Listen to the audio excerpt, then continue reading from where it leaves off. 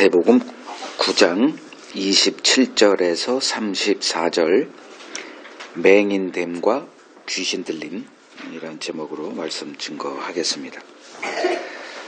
자, 27절에서 31절 같이 읽겠습니다. 예수께서 거기에서 떠나가실새 두 맹인이 따라오며 소리질러 이르되 다윗의 자손이여 우리를 불쌍히 여기소서 하더니 예수께서 집에 들어가심에 맹인들이 그에게 나아오거늘 예수께서 이르시되 내가 능히 이 일 할 줄을 믿느냐 대답하되 주여 그러하오이다 하니 이에 예수께서 그들의 눈을 만지시며 이르시되 너희 믿음대로 되라 하시니 그 눈들이 밝아진지라. 예수께서 엄히 경고하시되 삼가 아무에게도 알리지 말라 하셨으나 그들이 나가서 예수의 소문을 그 온 땅에 퍼뜨리니라.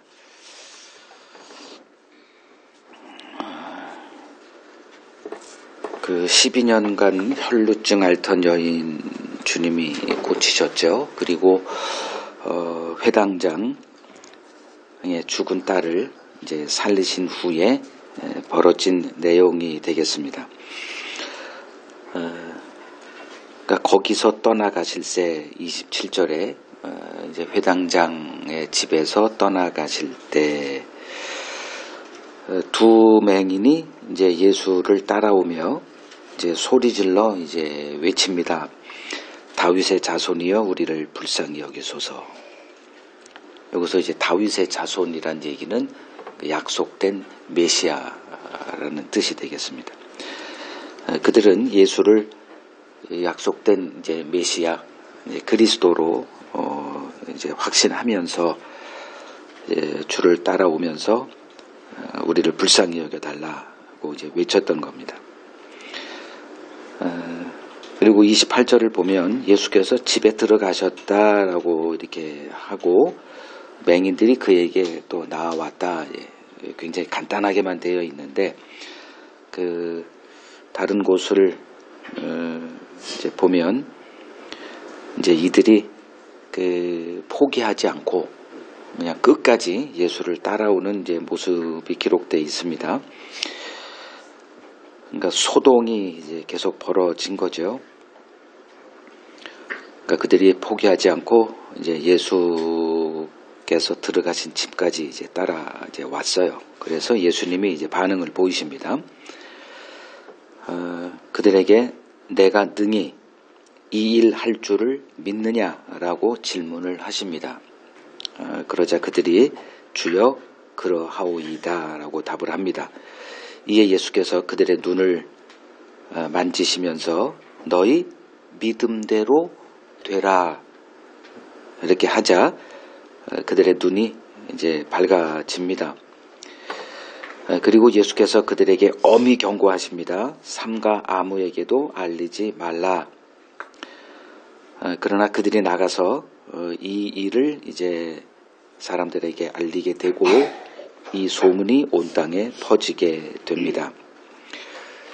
이 끝부분의 내용만 좀 먼저 언급을 하면 왜 예수님이 그들에게 이 일을 아무에게도 얘기하지 말라고 하셨을까? 그 예수님은 자기 소문이 이렇게 퍼져야 어느 교회든 어느 목사님이든 만약에 이 일이 그 교회에서 벌어졌다. 그러면 소문을 퍼뜨려라. 뭐 당연히 하는 거죠. 그래야 소문이 퍼져야 사람들이 믿고 예수께 나아오는 일이 이제 벌어지니까 그런 겁니다. 근데 예수님은 엄히 경고하세요. 아무에게도 알리지 말라. 이게 뭐 가당치도 않은 얘기예요. 뭐 이들이 눈이 뜨였죠. 얘기하지 않을 수가 없을 거예요. 얘기한 거예요. 뭔 얘기를 했을까? 눈을 뜨게 하셨다. 뭐 이거죠, 그죠? 근데 예수님이 그렇게 하지 말라 하신 이유에는 예수님이 이 땅에 오신 목적에 관한 것일 겁니다. 예수님이 우리의 육적인 질병을 고치러 오신 분이 아니라는 것을 이들에게 이제 엄히 경고하면서 삼가 아무에게도 알리지 말라. 이 말 속에 담겨져 있다라고 봐야 합니다.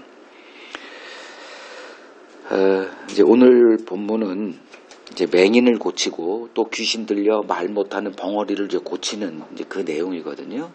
그 내용의 영적인 의미가 무엇이냐, 이것을 오늘 이제 살펴보고자 함입니다. 만약에 우리들의 육적인 질병을 고치러 왔다면 당연히 가서 널리 퍼뜨려라 이렇게 해야 맞죠. 근데 그렇게 하지 말라고 엄히 경고하셨거든요. 그 내막이 뭔가, 이걸 우리가 이제 읽을 줄 알아야 됩니다. 그래서 우리가 듣고 있는 설교가 육에 속한 설교인지 영에 속한 설교인지는 분간할 줄 아는 이 실력을 갖추는 것은 매우 중요하다, 이렇게 말할 수가 있습니다. 자, 주님이 이 두 맹인에게 뭐라고 질문을 했냐 하면, 내가 능히 이 일 할 줄을 믿느냐, 이렇게 그들의 믿음을 이제 확인하십니다. 자, 여기서 조금 더 이제 좀 들어가야 돼요. 그냥 내가 이렇게 너희들이 원하는 것을 능히 할 수 있는 자임을 너희들이 믿느냐. 당연히 그들은 그것 때문에 지금 왔거든요. 그리고 예수가 그냥 예수가 아니라 다윗의 자손, 즉 약속된 그분. 이건 유대인들에겐 뭐 다윗의 자손이라는 것은 약속된 그 메시아 그리스도 임은 그들에겐 상식이죠. 그래서 그들의 이제 믿음을 확인하시는 장면, 여기서 조금 더 들어가자고 제가 지금 합니다. 자, 이때는 어느 시대를 좀 분간해야 돼요. 갈라디아서 3장 23절 갑니다.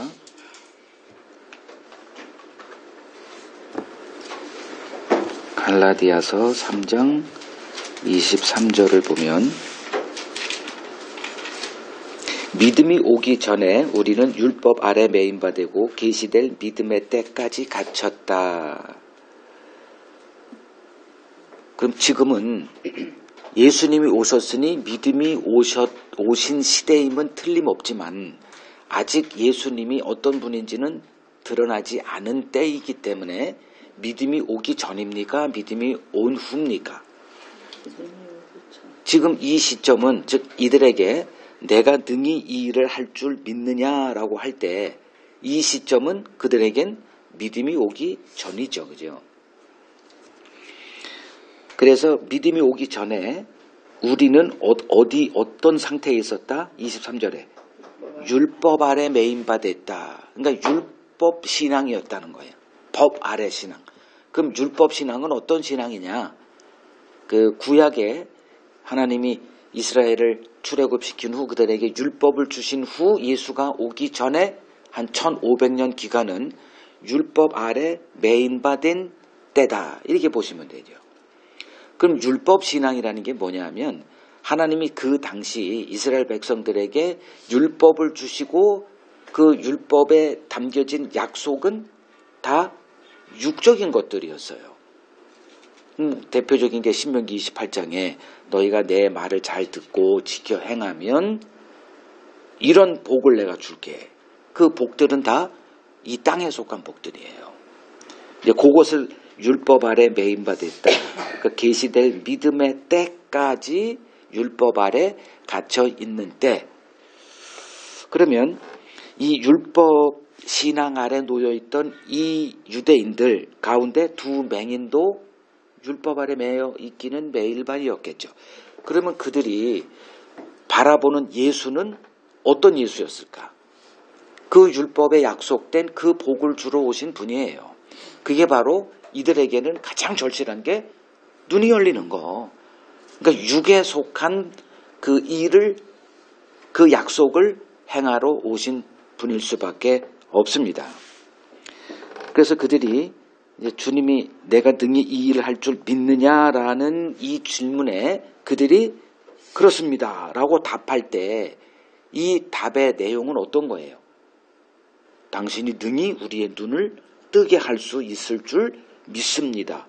그러한 능력이 있는 분임을 믿습니다. 요 뜻이에요. 이게 바로 이제 믿음이 오기 전에 신앙 아래, 그 율법 신앙 아래 놓여 있는 자들. 갈라디아서 3장 23절에 말하는 율법 아래 매인바되어 있는 자들.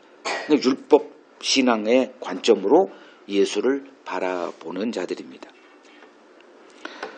자, 우리는 이제 어느 시대를 사느냐? 25절. 갈라디아서 3장 25절. 그 24절까지 같이 읽죠. 자, 24절은 이같이 율법이 우리를 그리스도께로 인도하는 초등교사가 되어 우리로 하여금 믿음으로 말미암아 의롭다함을 얻게 하려 함이라. 그리고 25절. 믿음이 온 후로는 우리가 초등교사 아래 있지 아니하도다.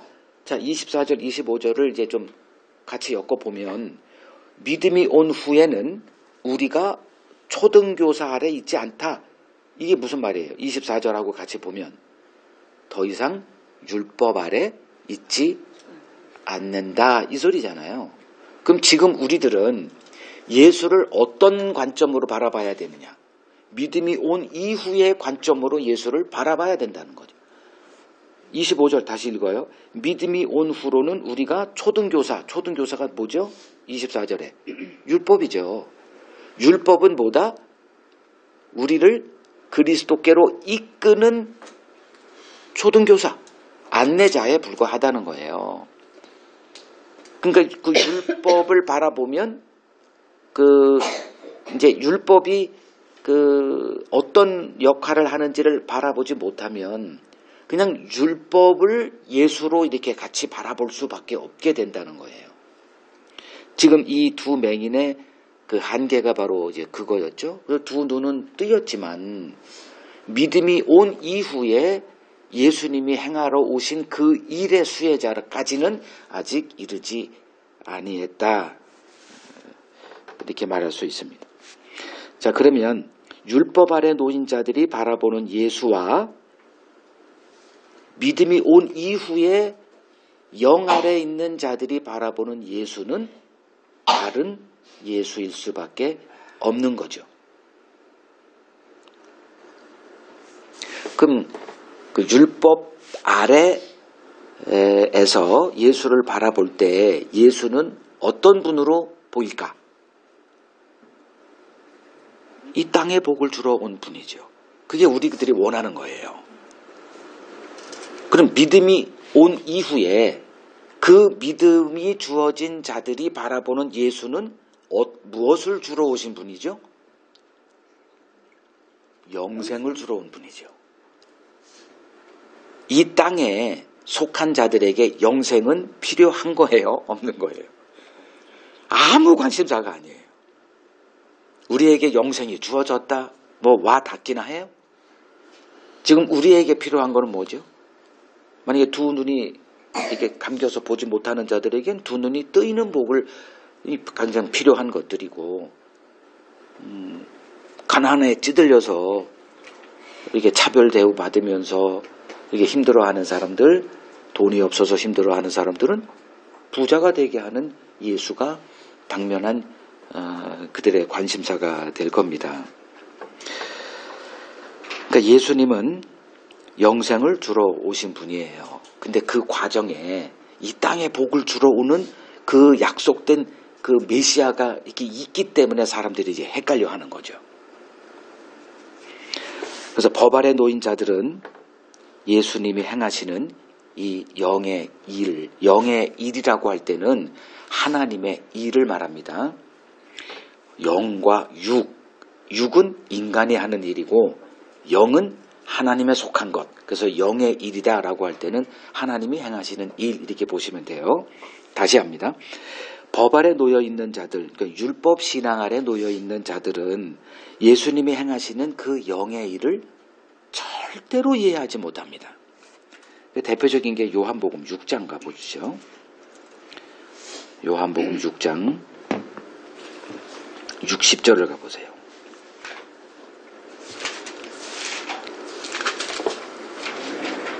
네, 요한복음 6장은 이제 오병이어 사건입니다.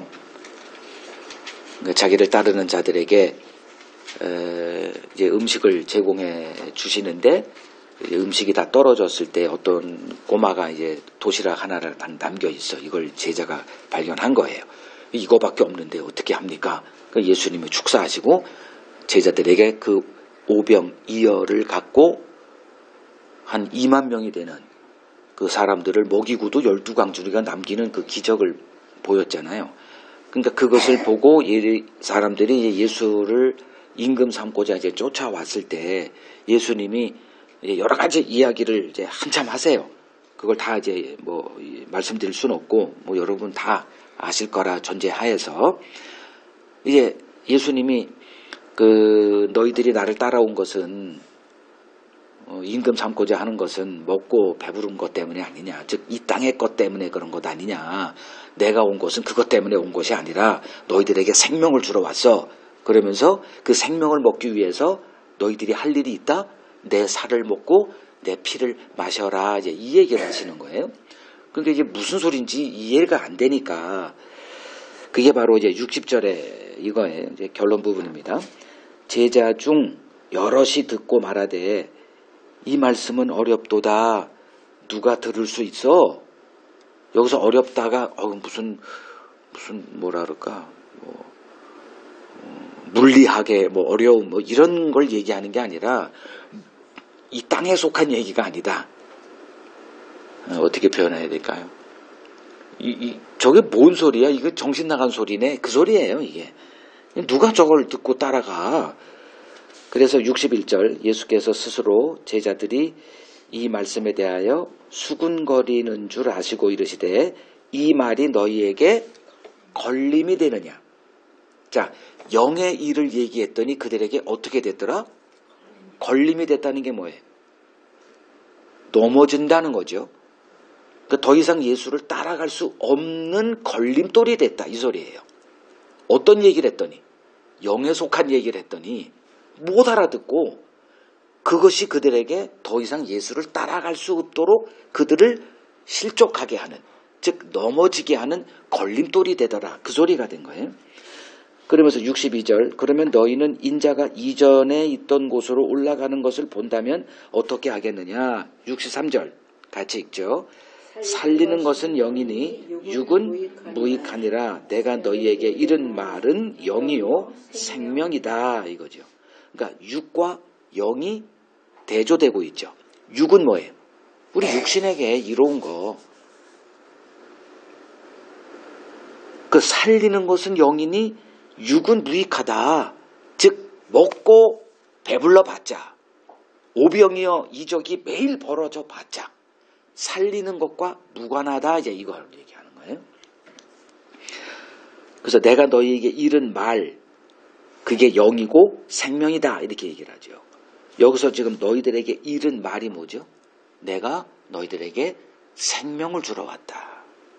내가 하늘에서 내려온 살아있는 떡이다. 이런 얘기. 내 살을 먹고 내 피를 마시는 자마다 영생을 얻는다. 이런 얘기들. 64절 그러나 너희 중에 믿지 아니하는 자들이 있느니라 하시니 이는 예수께서 믿지 아니하는 자들이 누구며 자기를 팔 자가 누구인지 처음부터 아심이더라. 또 이르시되 그러므로 전에 너희에게 말하기를 내 아버지께서 오게 하여 주지 아니하시면 누구든지 내게 올 수 없다 하였노라 하시니라. 그때부터 그의 제자 중에 많은 사람이 떠나고 다시 그와 함께 다니지 아니하더라. 자, 예수를 수많은 사람들이 지금 따랐던 자 중에 이제 제자들이 있죠. 그 많은 사람들이 예수를 따랐는데 지금 어떤 한 시점, 요 시점이에요. 다시는 예수를 따르지 않는 일이 벌어진 거예요. 어떤 일이 벌어졌길래? 예수께서 영의 말씀을 하시는 그 시점이 그 분수령이 됐다는 거죠. 그러니까 교회 다닐 때 육의 설교를 계속 듣고 있으면 문제가 없어요. 근데 어느 순간에 이들에게 영의 말씀이 임하면 어떤 일이 벌어져요? 걸림돌이 되는 거예요.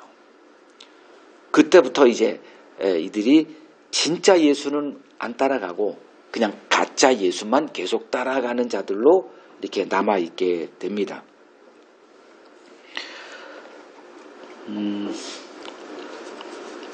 자, 이 두 맹인에 대해서 좀 보죠.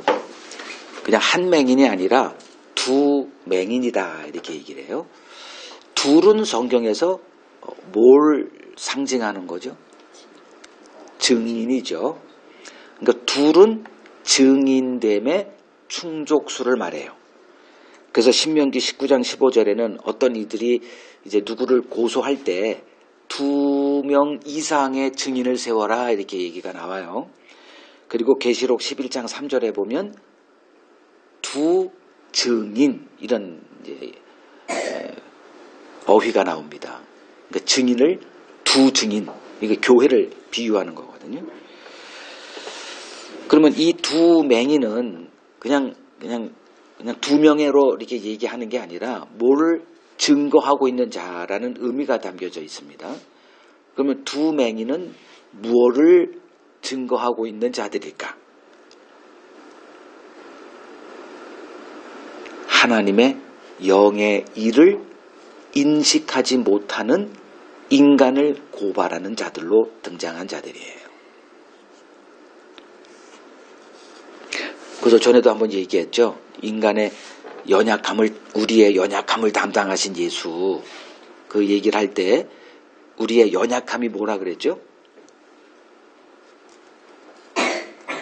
우리의 연약함.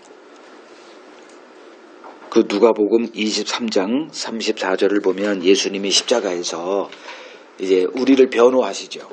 하나님, 저들의 죄를 사하여 주세요. 그리고 그 근거는 저들이 지금 자기들이 뭔 일을 하는지 알지 못하기 때문입니다. 이렇게 얘기를 하잖아요. 그러니까 우리는 뭘 열심히 해요. 가만히는 못 있는 자들이 뭔가를 계속 합니다. 근데 뭘 하는지 스스로 알지 못하는 존재라는 것이 하나님이 우리를 보는 관점이에요. 이게 우리의 연약함이에요. 우리는 몰라요. 왜 태어났는지도 모르고, 왜 살아가는지도 모르고, 왜 지금 이렇게 뭘 하고 있는지도 몰라요. 그냥 하는 거예요. 막 떠밀려 살다가 그냥 떠밀려 가요. 그래서 전도서에 보면 이러한 인생을, 한 인간의 삶을 그냥 헛되다, 무의미하다 이렇게 얘기를 하죠. 이러한 우리를 하나님께서 찾아오십니다. 지금 계속 주님이 찾아가시는 얘기, 또 주님을 찾아오는 얘기, 그 얘기를 계속 우리가 지금 보고 있는 거예요. 그러니까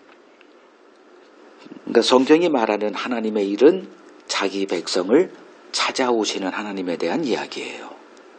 자기 백성을 찾아오세요. 근데 어떻게 찾아오냐 하면 자기 아들을 통해 찾아오세요. 이걸 놓치면 안 됩니다. 그래서 우리는 하나님의 구원을 누구를 통해서 경험하느냐 하면 하나님의 아들이신 예수 그리스도를 통해서 구원을 경험합니다. 그래서 요한복음 14장 6절을 보면, 요한복음 14장 6절을 보면 예수께서 이르시되 내가 곧 길이요 진리요 생명이니 나로 말미암지 않고는 아버지께로 올 자가 없느니라 이렇게 선언을 하십니다. 나를 통하지 않고는 아버지를 만날 수 있는 자 없어, 이렇게 얘기를 하시죠. 자, 그런데 이제 예수를 만나는 두 종류의 방식이 있죠. 하나는 예수님이 누구를 이렇게 찾아가서 만나는 그 방식이 있고, 아니면 오늘같이 이 두 맹인은 예수가 찾아갔어요, 이들이 찾아왔어요. 찾아왔죠. 지금 우리가 이 두 종류를 계속 보고 있는 거죠. 그럼 몇 가지 좀 예를 좀 보겠습니다. 예수께서 찾아간 자들, 예를 들면 이제 가다라 지방에 귀신 들린 자, 그 풍랑을 헤치고 이제 그 어느 지역을 가잖아요. 거기에 도착해서 그 귀신 들린 그 자들을 예수님이 이제 만나시죠. 그리고 요한복음 4장에 보면 굳이 이제 갈릴리로 가실 때 사마리아를 통과해야 가야, 이렇게 억지로 이렇게 가세요. 사마리아를 통과해서. 보통 유대인들은 사마리아인과 원수지간이기 때문에 이렇게 그 요단강 우회로를 거쳐서 이렇게 좀 오래 걸려도 이렇게 가기 마련인데 사마리아를 내가 지나야 하겠느니라 라고 하는 당위성을 이렇게 가지고 이렇게 사마리아를 통과하러 가세요. 통과하시고 이렇게 가십니다. 거기서 누구를 만나러 보자. 한 여인을 만나기 위해서 그러한 문화적인 그것을 다 깨고 그냥 거기로 가시죠. 그러니까 사마리아 여인은 예수께서 찾아간 자예요. 자, 그러면 예수께서 찾아간 자들의 그 공통점은 뭐냐? 그들은 본질적으로, 구조적으로 예수에게 나아올 수 없는 자들이에요. 사마리아인들과 유대인들은 예수는 유대인이잖아요. 사마리아인이 아니라 예수에게 나아올 수 있는 구조적인 것이 허용이 안 되는 자들이에요. 귀신 들린 이 두 가다라 지방의 사람도 예수에게 나아올 수 없는 자들이에요. 이런 자들은 예수님이 찾아가세요. 구약의 대표적인 사람을 저는 룻이라 봅니다. 룻은 이스라엘 사람이 아니죠. 어느 나라 사람이에요? 모압 여인이죠. 모압 사람은 이스라엘 총회에 참여가 금지된 자들이에요. 모압과 암몬은 금지시켰어요, 하나님이. 그러니까 모압 사람이 그리스도를 만날 가능성은 제로입니다. 그때 하나님이 어떤 일을 일으키냐 하면 그 유대 지방에 기근을 줘요. 그 대표적인 게 이제 베들레헴에 이제 아주 기근이 임하자 거기에 한 가족이 그 기근 때문에 살 수가 없어서 모압으로 이주를 가게 되죠. 그 모압으로 이주를 가서 살게 될 때 10년을 사는데 그 두 아들이 그곳에 있는 모압 여인과 눈이 맞아서 결혼을 해요. 그 두 여인 이름. 첫째 아들의 며느리 오시, 르, 오르바. 둘째 며느리가 룻이죠. 그리고 두 사람이 이제 이스라엘로 들어오죠. 그죠? 그 엘리멜렉의 집으로 들어와요. 그 들어와서 이제 하나님을 알게 돼. 근데 그 진짜 믿음이 누구에게 주어졌느냐? 룻 둘째 며느리 룻에게 주어지고 이 룻이 이제 자기 동족을 떠나서 어머니, 시어머니 나오미와 함께 이스라엘로 돌아오는 모습 다 기억할 거예요. 이런 경우죠. 그러니까 스스로 이스라엘을 알 수도 없고 이스라엘 백성이 되는 게 불가능한데 하나님께서 어떻게 하느냐?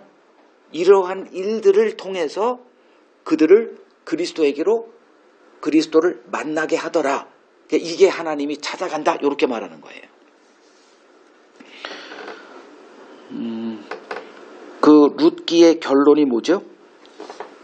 그래서 이스라엘 백성이 돼서 그 보아스와 룻이 결혼하게 되고 행복하게 잘 살았다? 이렇게 결론 내리는 게 아니죠. 계보가 나와요. 룻기 4장 끝에 보면 갑자기 계보로 끝나요. 근데 그 룻의 계보가 어떻게 되죠? 룻기 보죠. 룻기 4장 18절. 그의 이웃 여인들이 그에게 이름을 지어주되 나오미에게 아들이 태어났다 하여 그의 이름을 오벳이라 하였는데 그는 다윗의 아버지 이새의 아버지였더라. 누가 언급이 돼요? 다윗이 언급이 돼요. 다윗은 약속의 그 하나님의 언약을 받은 자예요. 사무엘하 7장에 보면.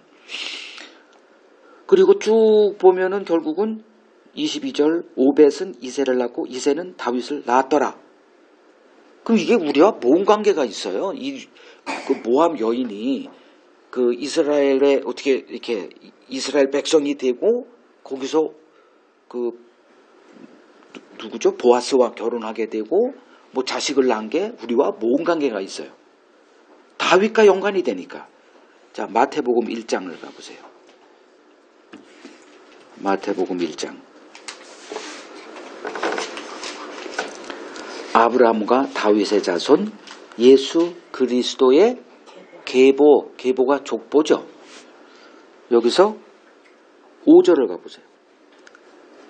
살모는 라합에게서 보아스를 낳고 보아스는 룻에게서 오벳을 낳고 오벳은 이새를 낳고 이새는 다윗을 낳았다. 그러면 하나님께서 그 엘리멜렉의 가족을 모압으로 보낸 것은 뭐하고자? 룻을 찾아가고자죠. 이게 하나님의 일이에요. 그리고 예수를 찾아온 자들이 있죠. 그러니까 예수님께서 찾아간 자들이 있는 반면에 예수를 찾아온 자들이 있어요. 대표적으로 이제 중풍병자. 우리가 이제 그 산상수훈 끝나고 나서 바로 예수에게로 나오는 자들이 있잖아요. 그러니까 중풍병자가 있었고 회당장, 아까 그 회당장 야이로가 있고 12의 혈루증 여인, 그리고 오늘 본문에 등장하는 두 맹인, 이들은 다 스스로 예수를 찾아온 자들이에요. 근데 한 가지 다 공통점이 있죠. 그들이 예수를 찾아 나올 수밖에 없는 절박한 사정이 모두가 다 있더라, 이거예요. 그럼 이 절박한 사정, 뭐 중풍병 걸렸다거나 뭐 눈이 이렇게 맹인이 됐다거나 또 뭐 있어? 12년 동안 혈루증으로 앓다거나 딸이 죽었다거나 하는 이 절박한 이 일이 다 뭐다? 그들을 그리스도에게로 이끄시는 하나님의 일이다. 자, 그렇죠? 그러면 그러니까 예수님이 누구를 찾아가든 어떤 이들이 예수에게 나아오든 다 무슨 일이다? 하나님이 그들을 그리스도에게로 이끄시는 일이다. 똑같은 거죠. 눈에 보일 때는 나는 내가 이렇게 예수님을 내가 찾았어. 어디서 찾았어? 그러면 성경에서 그 공통점, 이 하나님의 언약 백성의 공통점을 찾으려면 그들이 그러니까 예수를 찾아온 자들에게 있는 그 절박한 사정, 그것이 나에게도 있었더냐, 이제 그것이 하나님의 일이더냐, 이것을 우리가 찾아가는 작업을 해야 되는 거죠.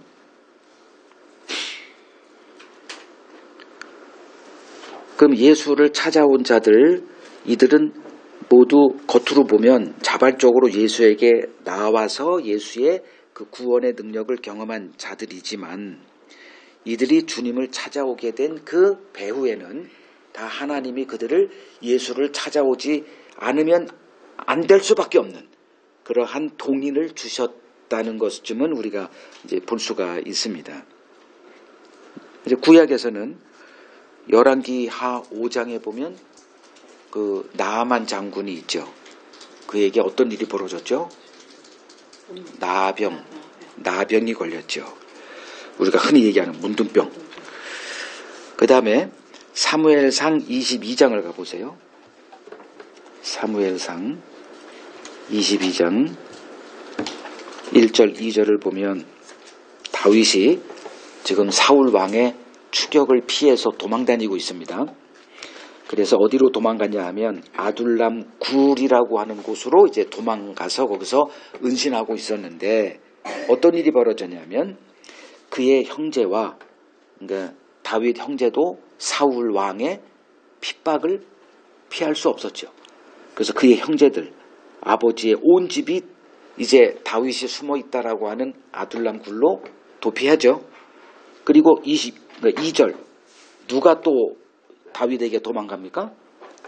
환난당한 모든 자, 빚진 모든 자, 마음이 원통한 자가 다 다윗에게로 모였고 다윗은 그들의 우두머리가 됐다. 그와 함께한 자가 한 400명 정도가 되었다. 이제 이들이 여기에 이제 요압과 요압의 형제들이 속해 있어요.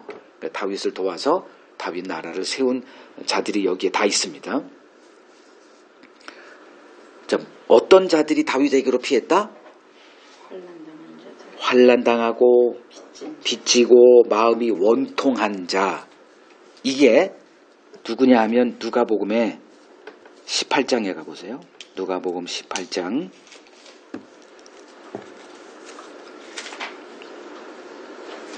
1절에서 8절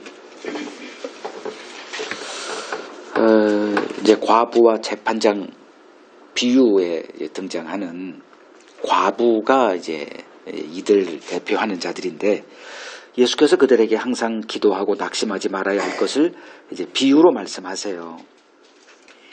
그러니까 낙심하지 말아야 될 것을 했으면 이제 제자들의 삶이 앞으로 어떻게 될 것이다?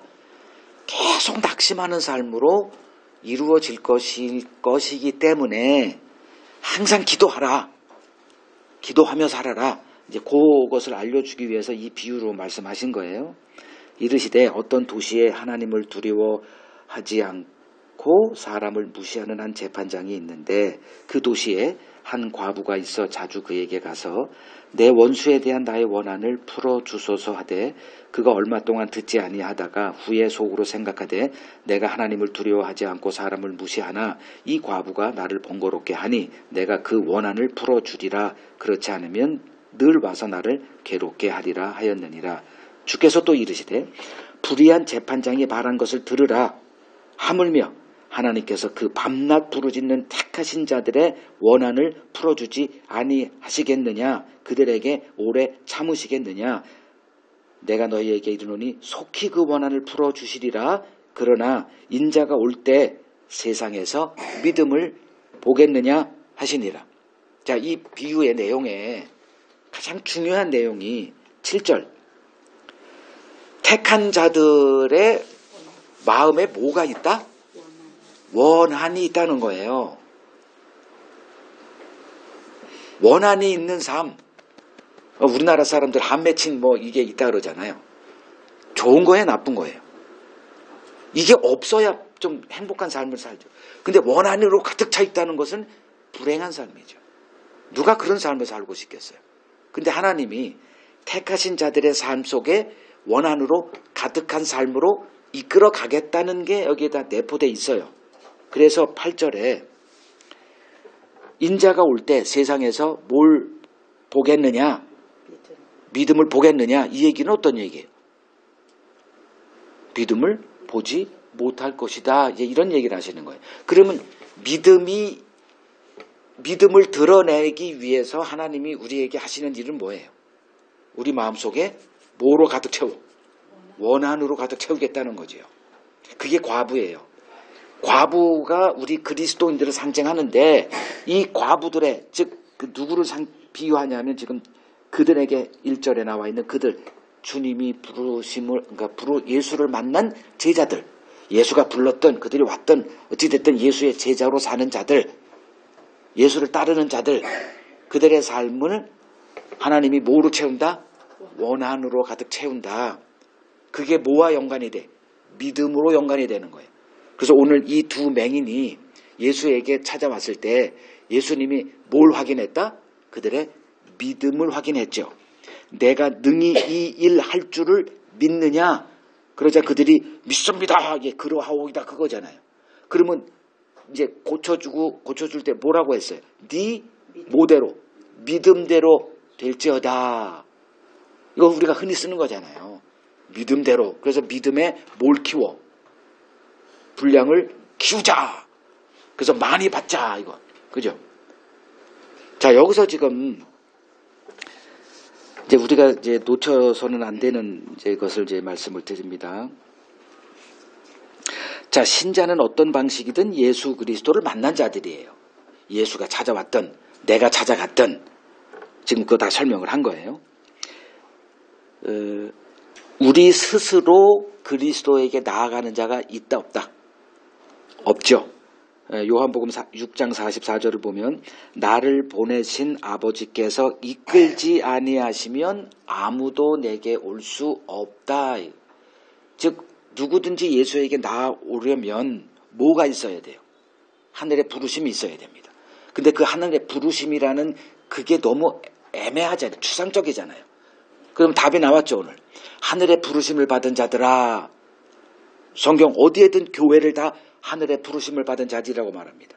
그러면 지금 오늘 요한복음 6장 44절 나를 보내신 아버지께서 이끌지 아니하면 아무도 내게 올 수 없다. 그러면 하늘의 부르심을 받은 자들이다라는 말은 무슨 뜻이다? 아버지께서 그리스도에게로 이끄시는 일, 요게 하늘의 부르심이라는 거예요. 근데 그리스도와 만났느냐, 이거를 보라는 거예요. 교회 생활을 하든 기도 생활을 하든 그런 거 다 내버려 놓고 내가 지금 예수 그리스도를 만나서 그분을 알아가고 있느냐, 거기다 여러분들의 관심을 꽂으라, 이 말씀입니다. 성경이 말하는 하나님의 부르심이란 바로 그리스도에게로 이끄시는 하나님의 일을 말합니다. 자, 이 두 맹인이 하나님의 이끄심을 받았죠. 그래서 예수에게 나온 거예요. 그 예수를 다윗의 자손으로 아는 이 믿음이 그들에게 주어졌어요. 근데 믿음이 오기 이전 시대라 이들이 바라보는 예수는 어떤 예수? 육신의 일을 행하시는 예수예요. 그러니까 두 눈을 뜨게 할 수 있다, 요 정도까지예요. 근데 지금 믿음이 온 이후의 시대거든, 우리는.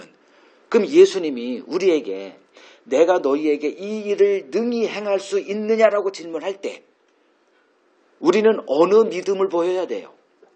이 두 사람은 두 눈을 뜰어, 그러니까 뭐 중풍병자든 나병 환자든 다 육신에 속한 것을 고치시는 예수를 향한 믿음을 보였고, 믿음이 온 이후에 우리들이 예수님이 내가 너희에게 이 일을 능히 행할 수 있느냐라고 할 때 우리는 그 이 일이 뭐로 인식돼야 돼요? 이 일이라는 것은 하나님의 약속을 얘기를 해요. 하나님이 우리에게 약속하신 게 뭐죠? 마태복음 1장 21절.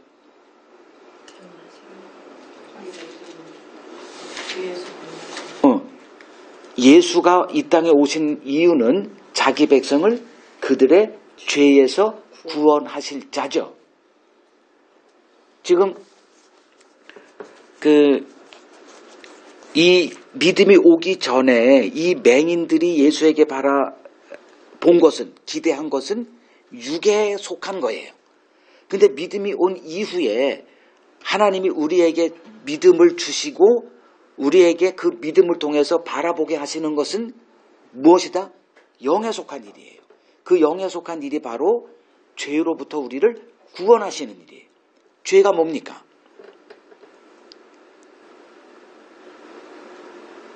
죄로부터 우리를 구원해서, 그러니까 신자는 누구예요? 예수를 통해서 죄에서 구원받은 자죠.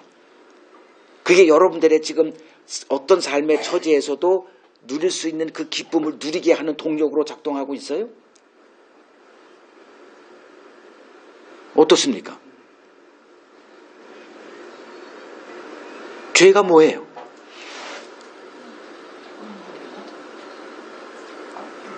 죄. 그거는 이제 결과물이고, 그것 때문에 하나님과 관계가 원수가 돼 있는 관계고, 내가 하나님이 되고자 한 것, 그걸 조금 더 이제 풀어서 설명하면 내가 왕이 되어 살아가는 것, 그거죠. 그 자기 행복을 위해서 살아가는 거예요.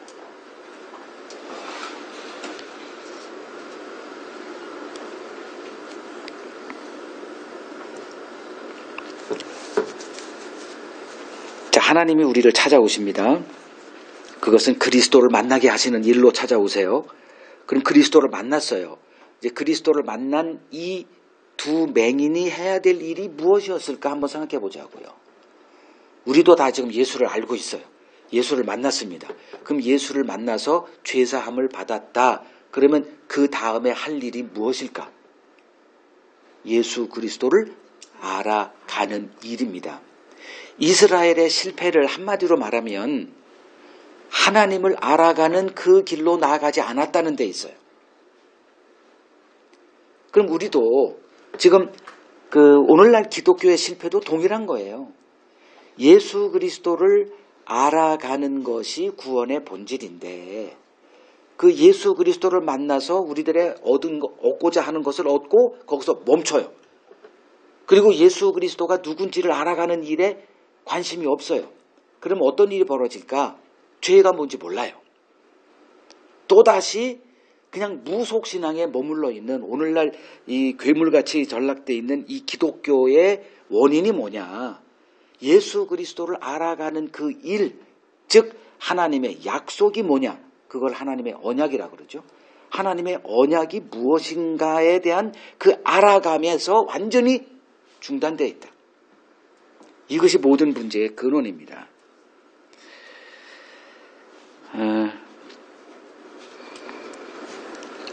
자, 예수님이 지금 오늘 우리에게 묻고 싶은 게 뭐냐? 동일한 질문이에요. 내가 능히 이 일을 너희에게 행할 줄 믿느냐? 이렇게 물으십니다. 그럼 여러분들은 거기에 어떤 답을 하실 거예요? 능히 행할 줄 알죠. 근데 이 일이 뭐예요? 내가 능히 이 일을 행할 줄 아느냐?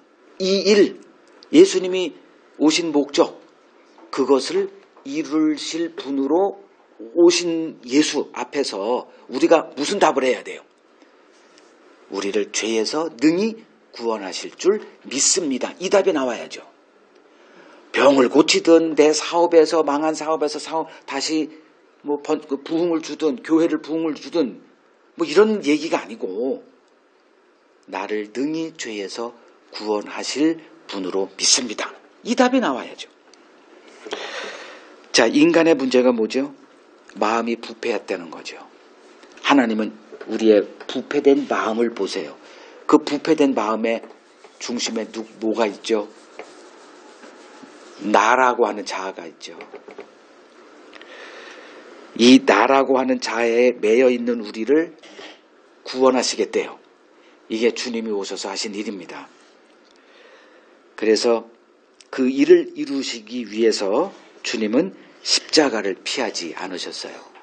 제자들은 끊임없이 십자가를 향해 나아가는 예수를 막고 가지 말 것을 요구하고 붙들었지만 결국 예수님은 그들의 그 만류를 다 무시하시고 십자가를 향해서 나아가셨죠.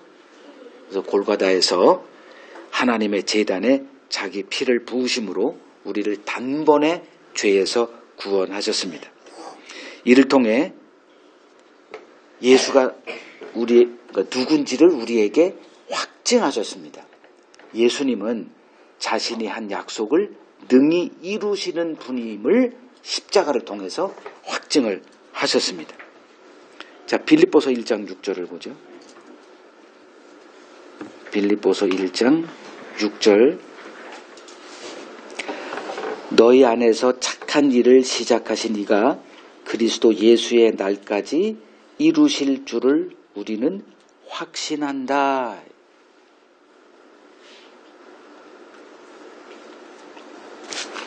계시록 1장을 보죠. 계시록 1장 8절.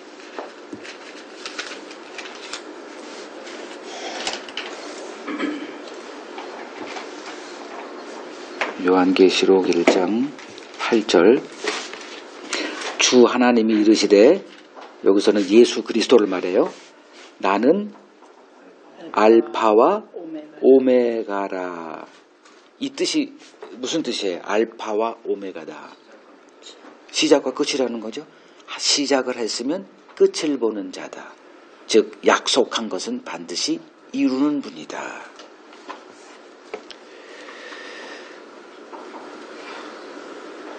어떤 약속을 우리는 받았죠? 죄에서 우리를 구원하신다는 그 약속을 받은 자들입니다. 주님은 그 약속을 우리에게 선언하셨어요. 내가 너희 죄에서 구원하겠다. 우리는 죄에 매여 있는 자들입니다. 죄의 실체에 눈이 열린 자들이에요. 우리는 죄를 이길 수 없습니다. 우리는 죄의 늪에 빠져 매 순간 허우적거리고 사는 자들이에요. 여러분 주위의 사람들을 보십시오. 주님이 말씀하신 그 죄라고 하는 관점으로 여러분 주변에 있는 사람들 그리고 내 자신을 보십시오. 죄의 늪에 빠져 있어 자기 욕망에 매여서 단 한순간도 그 욕망에서 벗어나 살지 못하는 자들이에요. 이 영적인 비참한 우리를 건져주시겠다 주님이 약속하셨어요. 이것은 누구도 행할 수 없는 겁니다. 이 불가능한 일에 주님이 하나님의 약속으로 오셨어요. 내가 너희를 너희 죄에서 구원해 주겠다. 그리고 십자가에서 그 일을 이루셨습니다. 그리고 자기 자녀를 하나도 잃어버리지 않겠다 약속하셨습니다. 우리는 죄에 매여 매 순간 살아갑니다. 우리는 죄에서 내 자신을 건질 가능성이 제로인 자들이에요. 근데 이러한 우리를 자기 피로 우리를 죄에서 구원하십니다. 주님은 약속으로 오신 분이에요. 그리고 십자가로 그 약속을 이루셨습니다. 자, 이러한 예수를 알아가는 것이 영생입니다. 그 예수를 알아가는 그 지식에서 하나님의 구원은 매일매일 우리에게서 이루어지고 있습니다. 그 다음 구절 보죠. 32절에서 34절 같이 읽겠습니다. 그들이 나아갈 때 귀신 들려 말 못하는 사람을 예수께 데려오니 귀신이 쫓겨나고 말 못하는 사람이 말하거늘 무리가 놀랍게 여겨 이르되 이스라엘 가운데서 이런 일을 본 적이 없다 하되 바리새인들은 이르되 그가 귀신의 왕을 의지하여 귀신을 쫓아낸다 하더라. 자, 두 맹인이 고침받고 떠날 때 이제 한 사람을 이제 사람들이 데려와요. 누구를 데려오냐면 말 못하는 사람이에요. 근데 주님의 눈에는 그가 말 못하는 이유가 보이죠. 뭐가 보였죠? 귀신 들린 게 보인 거예요. 사람들의 눈에는 그냥 말 못하는 사람이에요. 근데 주님의 눈에는 그가 귀신 들려서 말 못하는 게 보이죠. 자, 이를 이제 그래서 주님이 이제 귀신을 쫓아내자 자연스럽게 원인이 제거되니까 이 사람이 이제 말을 하기 시작합니다. 자, 이를 본 사람들이 이제 놀라서 뭐라 그러냐면 이스라엘 가운데 이런 일을 본 적이 없다 이렇게 말합니다. 또 다른 반응이 34절에 기록되어 있습니다. 바리새인들의 반응이에요. 바리새인들은 예수님이 그 말 못하는 자를 귀신에게서 이렇게 해방시켜 주자 말을 하는 모습을 보면서 뭐라 얘기하냐면 예수가 귀신의 왕을 의지하여 귀신을 쫓아냈다. 이렇게 이제 평가를 합니다. 자, 바리새인들의 문제가 뭘 것 같습니까? 바리새인들로 드러난 인간의 문제죠. 우리는 귀신의 실체를 알지 못해요. 그리고 인간의 실체가 무엇인지도 알지 못해요. 이게 바리새인들의 한계예요. 성경이 말하는 인간 있죠. 우리들. 성경이 말하는 인간은 어떤 자들이에요?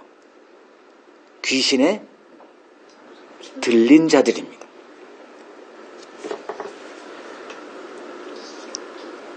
자, 예수님의 출현 이전과 예수님의 출현 이후에 다른 점이 있죠. 마귀와 귀신들의 실체가 그냥 적나라하게 드러났다는 거예요.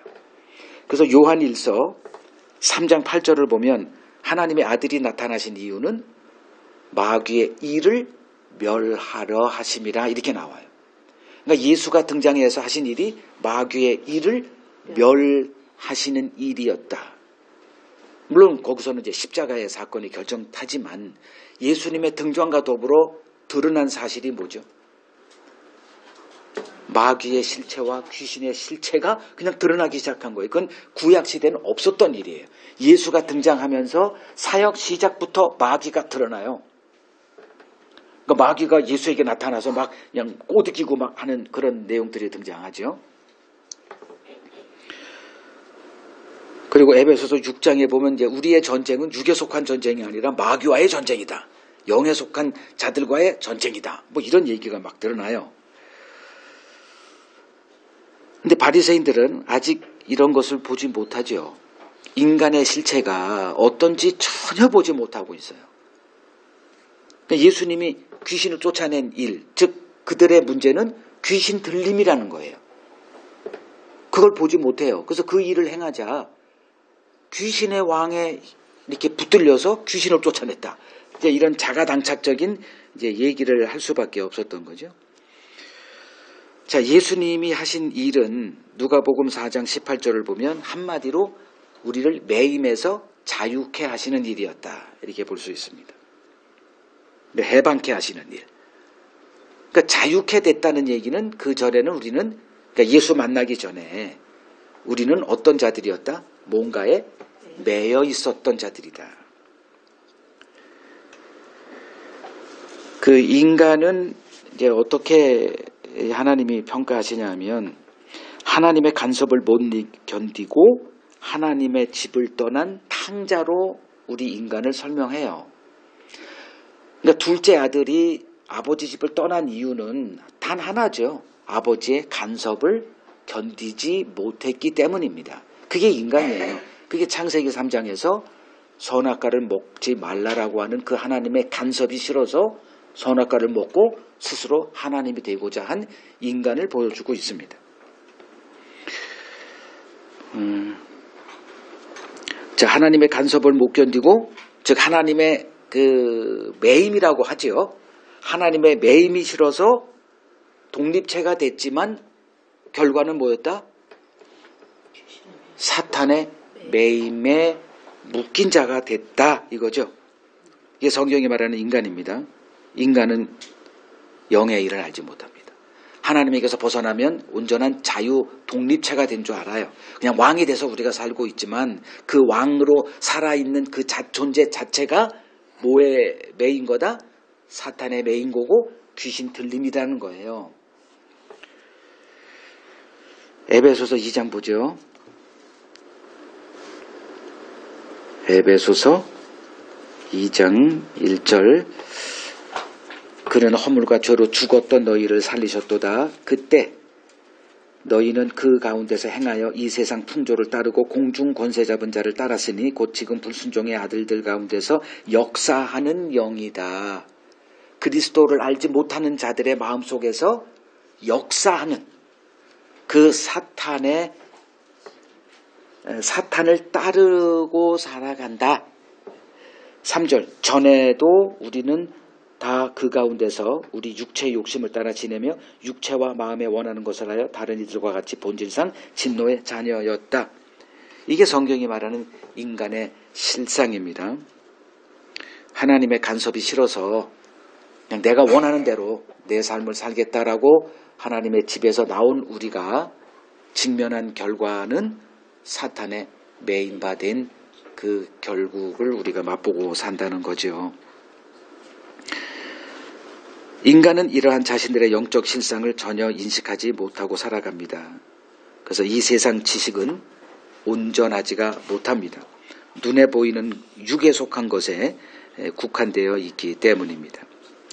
영의 세계에 눈이 열릴 때 우리에게 온전한 지식이 이제 가능해집니다. 그래서 그리스도를 아는 지식이 온전한 지식의 열쇠가 됩니다. 고린도전서 보죠.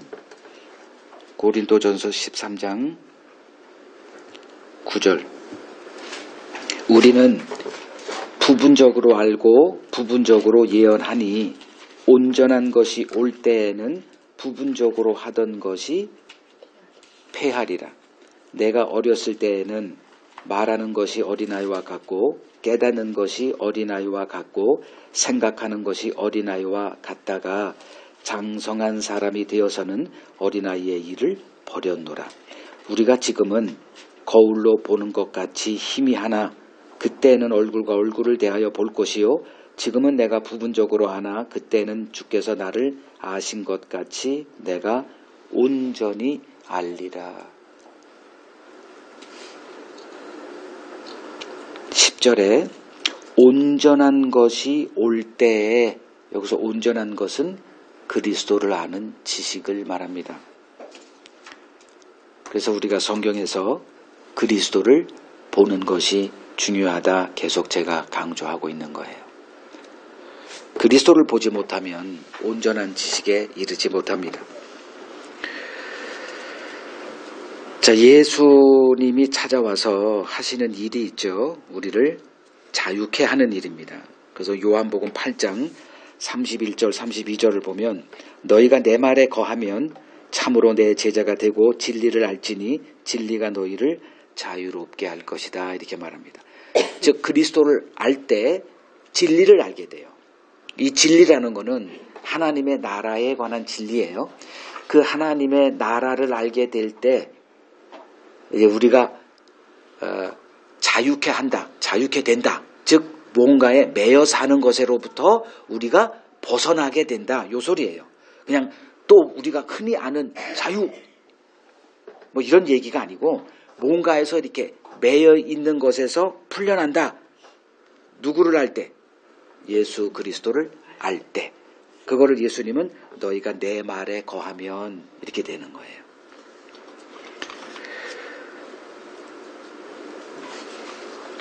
신자는 예수 안에서 빛의 나라로 옮겨진 자들입니다. 빛의 나라, 이 빛이라는 게 진리를 얘기를 해요. 그러니까 하나님이 이 세상을 뭐라고 말하냐면 어둠이다. 알지 못해요. 우리는 그냥 알지 못한 채 살아가요. 그냥 어둠입니다. 왜? 온전한 지식이 없으니까. 그 온전한 지식이 바로 영에 속한 지식이에요. 즉 하나님을 알 때만 우리는 온전한 지식이 가능해져요. 우리는 하나님을 알지 못합니다. 하나님을 알지 못하기 때문에 우리들이 알고 있는 모든 지식은 다 그냥 일부분이에요. 근데 그 온전한 지식을 누가 주느냐? 예수님을 알게 될 때 그 온전한 지식이 주어져요. 그걸 진리다 이렇게 얘기를 합니다. 예수를 알지 못할 때는 자유하게 하는 진리를 알지 못한 채 살아가요. 그게 어떤 삶이냐? 디모데전서 보죠. 디모데전서 6장 7절 보죠.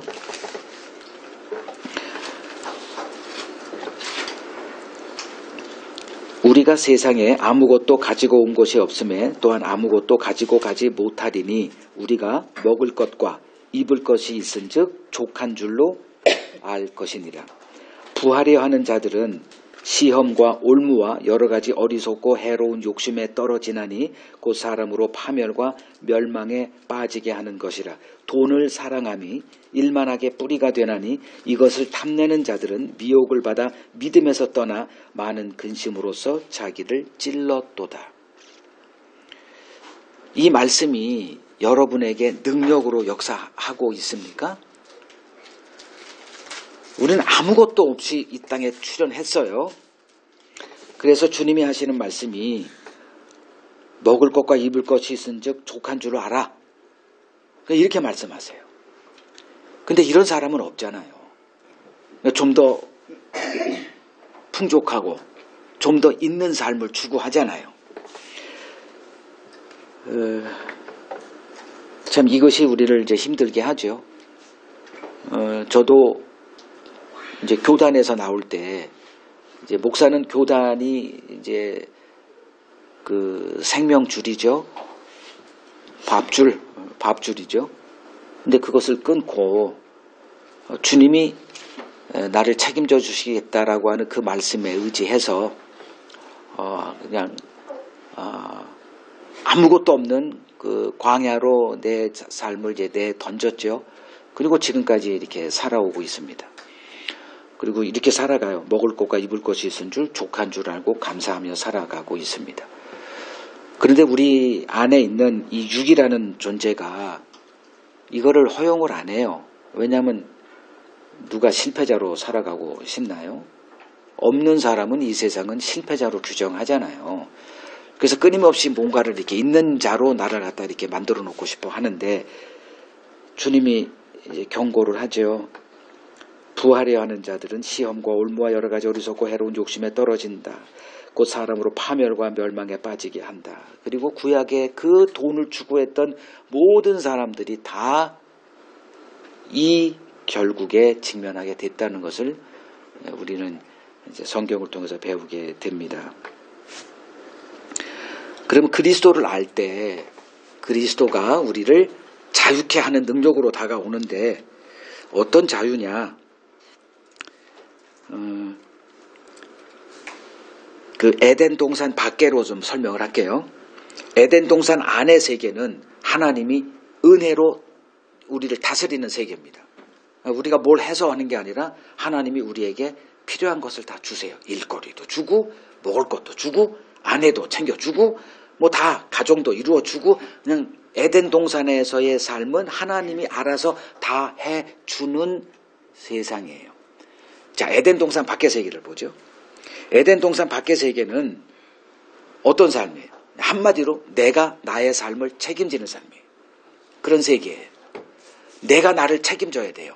에덴 동산 안의 삶은 하나님이 책임져 주는 삶이에요. 거기는 아버지께서 우리의 필요를 아시고 우리의 필요를 채워주는 은혜의 세계예요. 에덴 동산 밖에는 없는 게 있어. 은혜가 없어요. 우리가 매일 경험하는 이 세계에서 경험하는 삶은 은혜가 없는 삶입니다. 그냥 내가 알아서 내 삶을 책임져야 되는 거예요. 그걸 예수님이 보시고 뭐라고 표현하냐면 수고하고 무거운 짐을 지고 가는 자들 이렇게 말해요. 내가 내 삶을 책임져야 돼요. 근데 이 세상이 어떤 세상이에요? 힘 있는 자의 세상입니다. 힘 있는 자에게 사로잡혀 먹힘을 당하는 세상이에요. 이렇게 표현할 수 있죠. 에덴 동산 밖의 세계는 사탄의 미혹 아래 자신이 왕노릇하며 사는 세계입니다. 예수께서 찾아와서 이런 세계밖에 모르고 있는 우리의 눈을 열어서 에덴 동산의 세계가 있음을 말씀해 주세요. 그리고 예수님이 그 하나님을 증거하셨어요. 그리고 하나님이 약속하신 것을 예수님의 몸으로 성취하셨어요. 하나님이 우리의 삶을 책임져 준다. 하나님이 우리의 필요를 알고 계시다. 그 삶으로 우리를 이제 초대하십니다. 누가 그 초대에 응할 수 있을까? 예수를 알아가는 자들입니다. 예수를 알아갈 때 예수님의 약속이 예수님은 자신의 그 말을 책임져 주는 분이라는 것을 알게 돼요.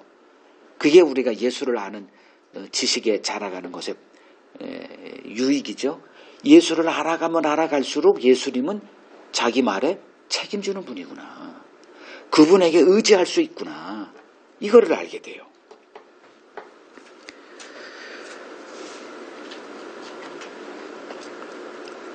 예수님이 우리에게 찾아오셔서 우리의 눈을 열어주세요.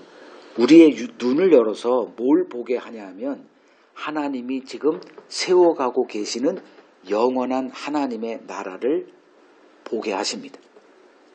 우리는 에덴 동산 밖의 세상, 이 땅의 세계밖에 몰라요. 이러한 우리에게 주님이 오셔서 눈을 열어주시고 하나님의 영원한 나라를 보게 하세요. 그래서 그 나라를 준비할 수 있는 기회를 주십니다. 그 하나님의 나라는 어떤 나라냐? 예수 그리스도가 왕으로 다스리는 나라예요. 우리는 어떤 삶을 살죠? 내가 왕으로 내 멋대로 자유를 만끽하며 살아가는 삶이에요. 그럼 하나님의 나라는 어떤 나라다? 그리스도가 왕으로 다스리는 나라예요. 그 나라를 준비하며 살게 하세요. 천국을 준비하는 자로 우리를 부르시는 거예요. 그럼 그게 뭐예요? 내가 나의 왕이 되어 사는 삶을 내려놓는 삶으로의 초대입니다. 더 이상 내가 나의 주인이 되어 살지 않도록 주님이 와서 간섭하는 삶이 신앙생활이에요. 그래서 주님의 말씀을 듣고 그 말씀에 다스림을 받고 살아가는 것이 중요합니다. 매일매일 우리가 힘써야 될 일이 뭐냐? 주님의 말씀에 거하는 거예요. 그래서 주님의 말씀에 다스림을 받고 살아가는 이 신앙생활의 삶이 바로 천국을 준비하는 삶이다, 이렇게 말하는 겁니다. 천국은 그리스도가 왕의 나라입니다. 이 세상은 우리가 왕이 되어 살아가요. 하나님은 이 세상을 멸하실 겁니다. 이러한 세상에서 우리를 건져내서 그리스도에게로 이끄세요. 그리스도 믿을 만한 분이다. 그리스도는 자기 하신 약속을 반드시 이루시는 분이다. 그래서 그분의 말씀에 거하여 매일매일 그분의 말씀에 다스림을 받고 사는 이 삶을 살게 하십니다. 이것이 천국을 준비하는 신자의 삶입니다.